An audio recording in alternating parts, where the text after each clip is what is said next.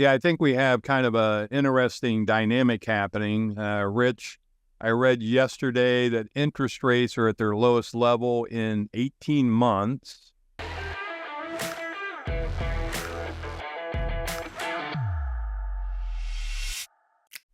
Hey there, everyone. Dave Barlow here with the gang from Sell for 1%. Plus, our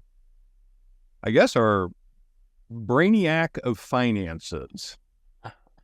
You can see all the brains in that giant head. It is a giant head. It's just percolating information. All the hair has been pushed out of it by the brain. Here you go. Leaving no room for follicles. Rich with equitable finance and kind of, I guess, maybe a little bit of a slow week, but we had NVIDIA, they reported yesterday. There's a CPE or something maybe coming out this week. That might be tomorrow. Some other things are happening, but kind of a slow week for interest rates. And what are your thoughts as we move into the final leg here of the year?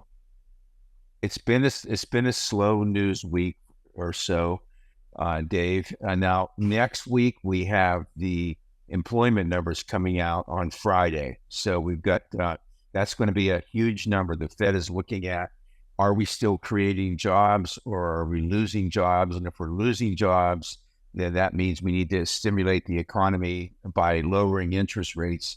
And so that number next Friday is going to be a big number. That would predicate probably a lot about what Jerome Powell decides to do. I'll make a prediction right now that next Friday's job report will be that we only created 373 jobs. 373. We're going to write that down. We got that notated. Yeah. Meanwhile, back in reality, whatever the number is will be made up, and then it'll be changed later. And then it'll be revised down 800,000 6 months later. Yeah, they revise it. But now in terms of, though, rubber meets the road, interest rates right now for the folks out there, a lot of people are saying they're waiting for September for the Fed to lower rates. The rates have already come down in anticipation of that Fed lowering. So depending on what happens in September, those rates could actually go back up again, or at least maybe stay the same. But historically, we have very good rates, and we have good rates considering what they've been recently. The conventional rate right now, just a watermark rate, of course, like I say, some could be lower or higher depending on your situation. But conventional 30-year fixed, 6.125. That's a really good rate compared to where we were almost 8% not that long ago. And then the FHA and VA rates are in the 5.75%. So we're already in the 5s on FHA and VA. We're almost in the 5s on conventional. And it's time to take advantage of that. You don't want to lose that opportunity because things are very volatile right now. We have a lot of geopolitical and then U.S. political things that are going on that could affect things one way or the other. So 5.75 FHA, 6.125 conventional. Those are with no points, and that's a very good rate. And so that's what I wanted to report to you, basically. I think I read worries up too, about 15% across the country is what I saw. So it's like rates are down. You got more selection as a buyer. Now's the time to strike as the buyer. Yes. Yeah, I think we have kind of a interesting dynamic happening. Rich, I read yesterday that interest rates are at their lowest level in 18 months. And Jay, the latest numbers from the Columbus board came out, and we have more active listings than we've had since 2019. So, yeah, back to pre-COVID levels. Yeah, you have kind of this dynamic going on that more choice, cheaper rates. So it is a good time for buyers. And I think a lot of people, the choice is out there and the inventory is out there because a lot of people are not aware that rates have already come down to a very healthy level. and they're waiting for September. Everybody that I talk to says, well, the whole world knows that they're going to lower rates in September. Don't you think the market also already knows that and has already priced that in? So, don't wait for it. If there's inventory and there's a house you like, jump on it. 6.125, 5.75, very good rates. Yeah, and then for the sellers, I mean, prices are up. We're selling more homes, so it's not a bad time to be a seller either. The market's really not bad at all. Right. No, year over year, we're up a little bit over last year, and on all the numbers, appreciation values, number of homes sold.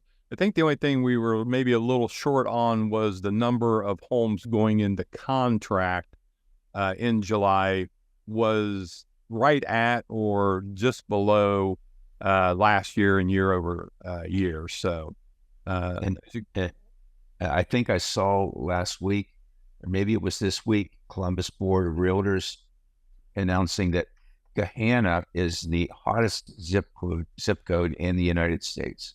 Yeah. So there's a lot of opportunity. I don't see prices going down in Columbus, Ohio. We've got a lot of interest in people moving here, and I think it's going to be a time where homes will continue to appreciate here. Yeah, I agree. I think nationally they announced across the entire country, home sales were down on a national level in July, but home sales here in Columbus were up. And so I think that Columbus has always been somewhat recession-proof because we're a service-based community here in Columbus versus relying on industry or big whatever it is. So yeah, good time. Appreciate you guys jumping on here this morning, talking a little bit about what's going on in the Columbus market. If you like this information, please like, subscribe, click the notification bell, and our contact information is right here on screen. If you're interested in selling a house, give Jay a call. Interested in buying a house, give Jamie a call. And to help you get to that point, give Rich a call. He'll get you into the best product. And when I say product, one of the neat things about a mortgage broker is that Rich has the choice of hundreds upon hundreds upon hundreds of products to put you in that best suits your need. If you go to the local bank, they typically have 1, 2, 3 products, and you're either going to fit that or you're not. And if you don't, they'll try to force you into it. Where a mortgage broker can look at all kinds of different scenarios. So, Rich, you've been doing it, what, 27, 28 years now? 26. 26, okay. So we're the same. I'm 26 years into being a realtor, and you're 26 years into being a broker. So give us a call. We'd love to help you, and we'll check in with you next week. Thanks, guys.